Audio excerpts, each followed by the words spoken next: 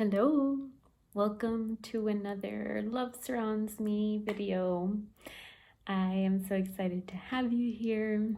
I wanted to do another book video this month to just kind of check in and share with you some books that I've read. I actually want to do two sections this time. I want to do some books that I've read that I want to talk about, and then some books that I'm reading. So I want to share, let's see, 6 books today. Book stacks. So yeah, can't wait to share. I'm going to do the ones that I've read first. So I wanted to start off with this book actually that I've read, and I think many of you have probably heard, and it's probably a very much recommended book, but I don't care because rightly so. I love this book, The Alchemist. I've been thinking about it a lot. It's by Paulo Coelho. I hope I said that right. And it's just a beautiful, beautiful book.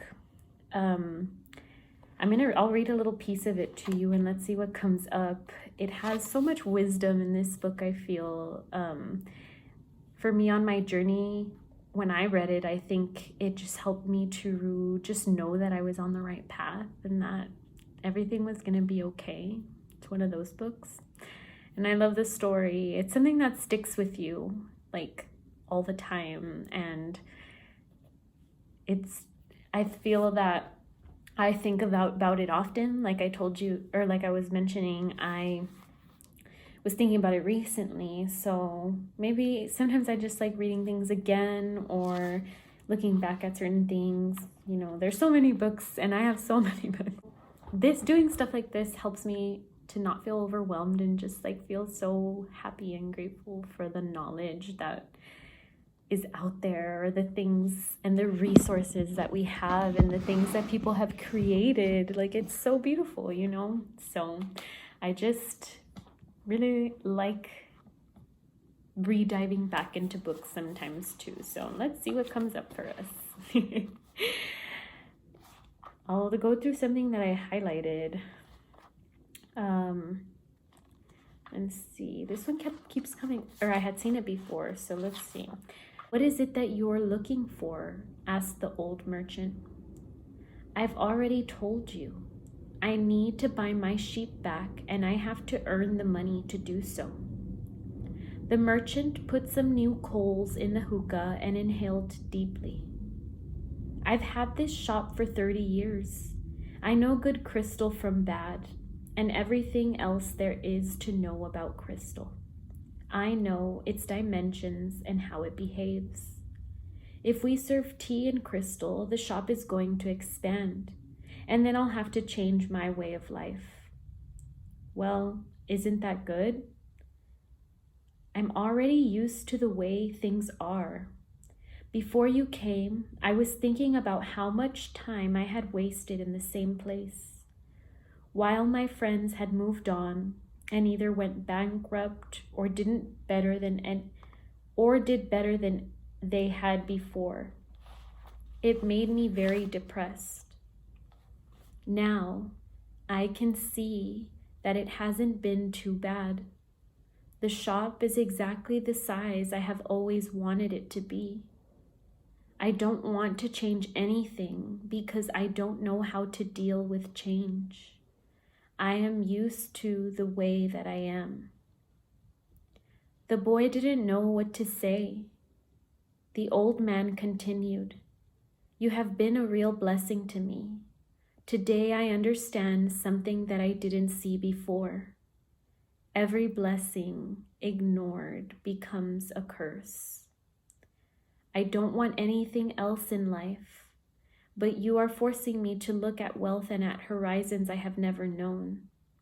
Now I have seen them, and now that I see how immense my possibilities are, I'm going to feel worse than I did before you arrived, because I know the things I should be able to accomplish and don't want to do so.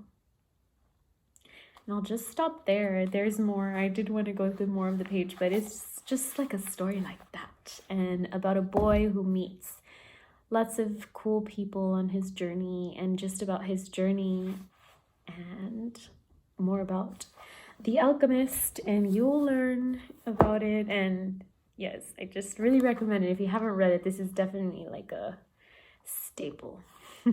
Okay, so the second book, and I'm gonna actually share 2 books. I guess I always do this. Let's say that it's the number 2 always has 2.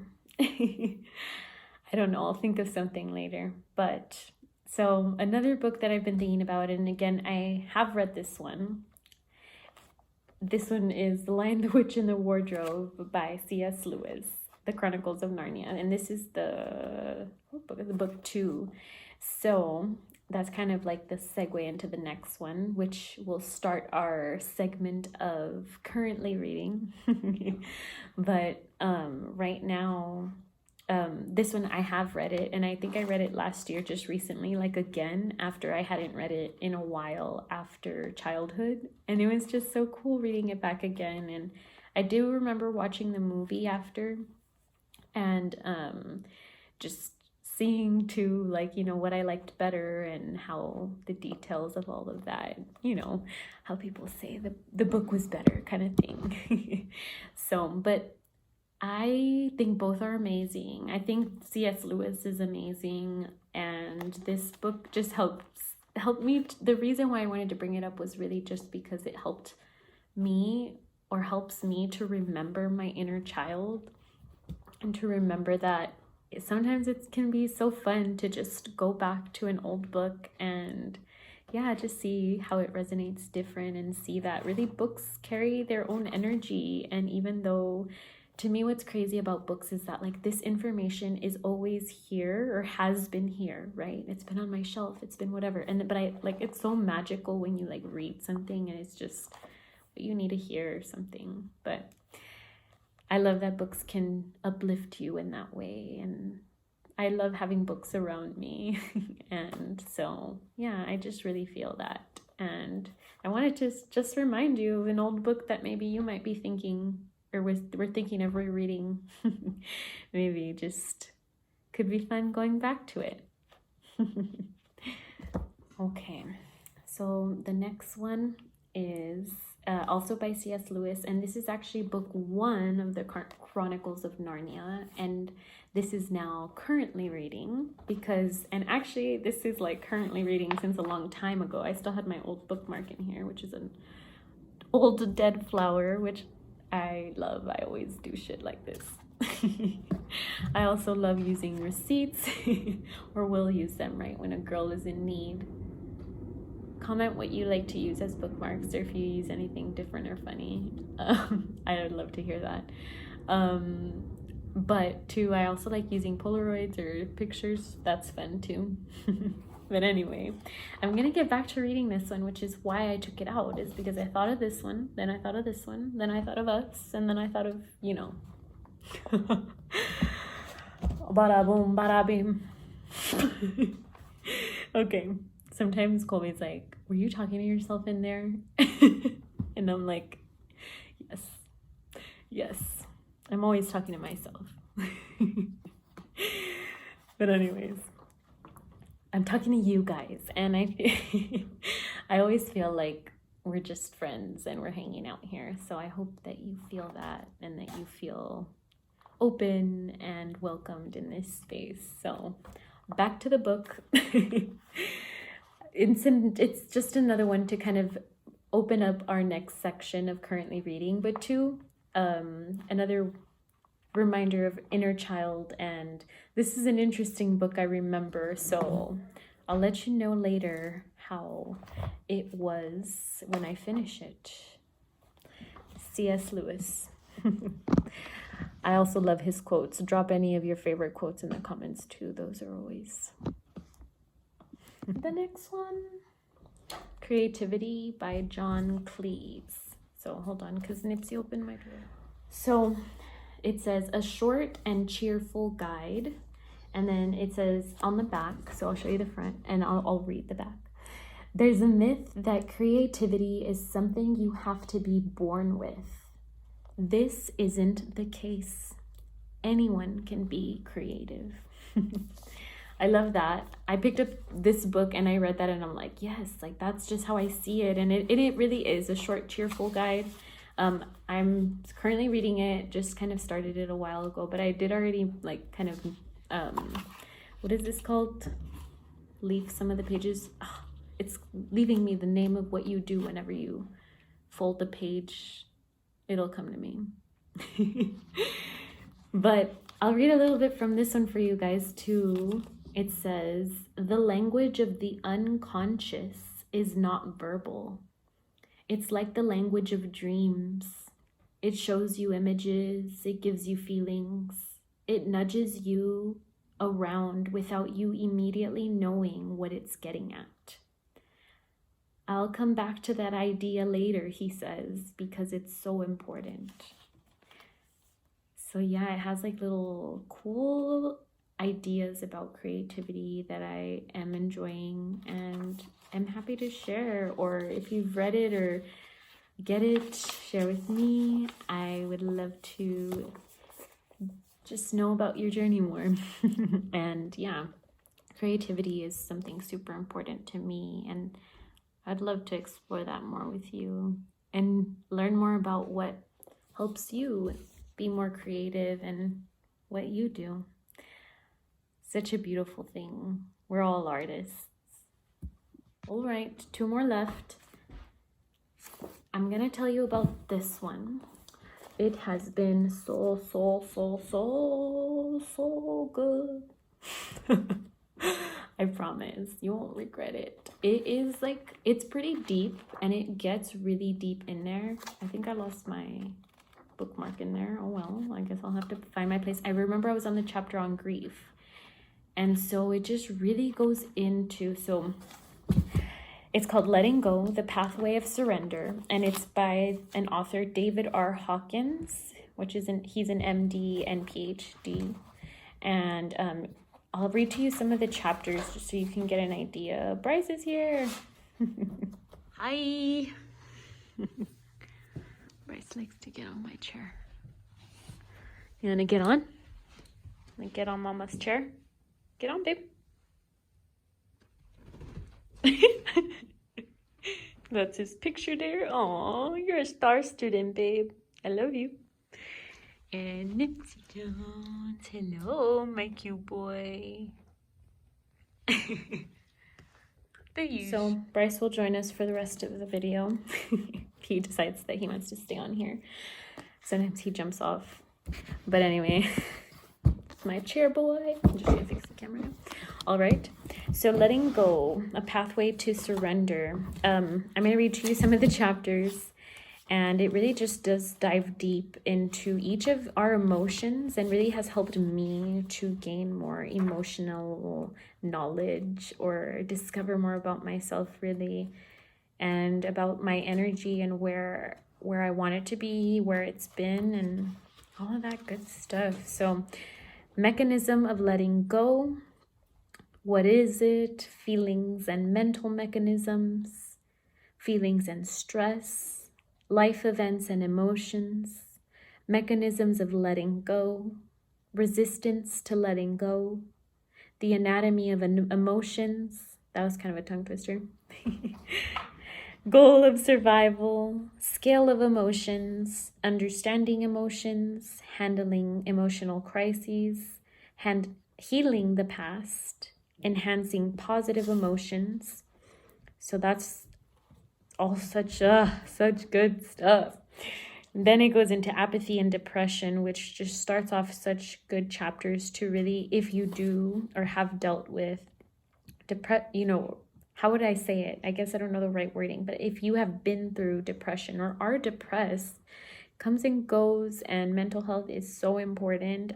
I myself have also struggled with anxiety and depression, or I'm still, right? Every day I feel is just a new opportunity for us to grow and learn more. And this book has actually really helped me to become more aware of those things and what actually depression is, and like how it manifests in energy wise, and it gives very specific examples, and there's so many more chapters. It goes into fear. I'm gonna need to sneeze. Excuse me. Anger, pride, courage, and peace. So it just goes through so many things. I totally recommend it. Excuse me. Some of you have told me that you have gotten it. So let me know how it's going, and yeah, what you're learning. I would love to know. It's a really good book. Let me know if you've read it too. All right, it's the last one. Did anyone hear that sigh that Nipsey just sighed right now? I just noticed it. You know, like when you like notice something like a minute after it happens or something. Or you hear something. But anyway, the last book I'm currently reading. I just started it today actually, because I pulled it out and I was like, I want to know more about this. And the reason I want to talk about it, and yeah, I wanted to mention it today, was because I feel like I know many of you guys that love the Enneagram, and I got this book last year and haven't gotten into it until today. It's called The Enneagram of Belonging, A Compassionate Journey of Self-Acceptance. So, and it's by Christopher L. Heuertz. I don't know how to say it, but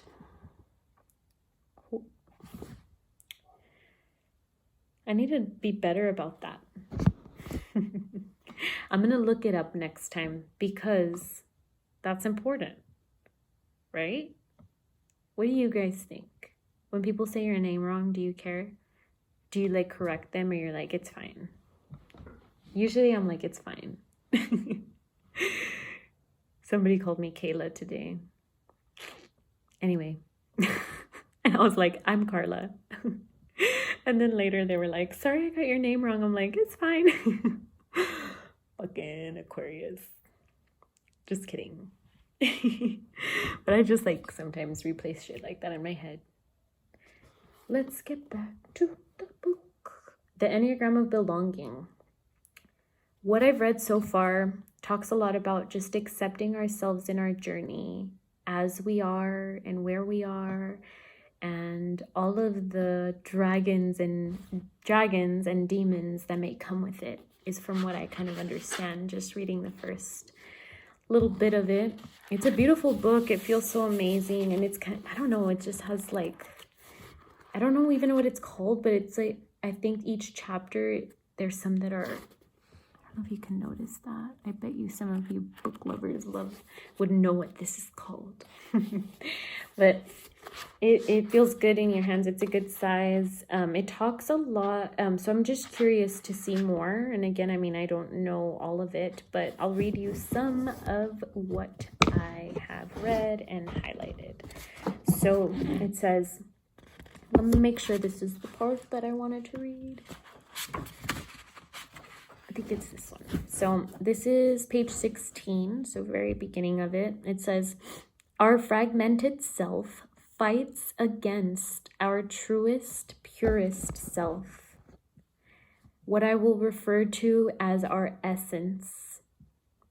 Accepting our essence as the truest, purest core of ourselves allows us to remember there is something in every one of us that waits and listens for the sound of genuine in ourselves. It is the only true guide you will ever have. And if you cannot hear it, you will all of your life spend your days on the ends of strings that somebody else pulls. Good stuff. I was just know that, and then I started looking through it, and what it does is, if you know your number, your Enneagram number, it then kind of just goes into certain things. So this one is resentment. So then it'll talk about how type Enneagram 1s Enneagram type 1s might deal with resentment, and then Enneagram type 2s may deal with flattery. And I don't know, right? I haven't gotten to that part, but it does do that a lot and will help you to see really in what your number, right? So I'm an Enneagram 9, which is, I don't remember the names now, but I'm excited to dive deep again because the Enneagram is something that had, in the beginning of my journey, I feel really helped me to learn and discover things about myself. I do feel that I was in a part of my journey, though, that I was very judgmental on myself, and really am coming out of that, or have come out of that, you know, in this last year of growth, I would say. But I'm excited to dive back into it. My Spanish accent comes out sometimes. Spanish is my first language. Fun fact. Anyway, I think I'm excited to dive deep into it, just knowing that I have a different headspace these days and just seeing how it resonates with me in my own self-discovery and journey. And yeah, if you've read any of these, let me know. I'm excited to put this out there and see and hear what you guys are reading, or what book recommendation interests you the most. So yeah, let me know in the comments, and don't forget to like and subscribe. I do try to post a video a week on here and want to become more consistent. So stay updated on here. You can also follow me on my Instagram at allthingscar. Then I also have a website, which is lovesurroundsme.com. Check it out. I hope that you leave here knowing that you can have fun today. And if you're thinking about what book you should read, start with the one that maybe makes you remember about your inner child. So, I don't know. Do whatever you want. It's all up to you, right? The world is yours, my love. I'll see you later. Thank you again for watching. I'm so thankful for you.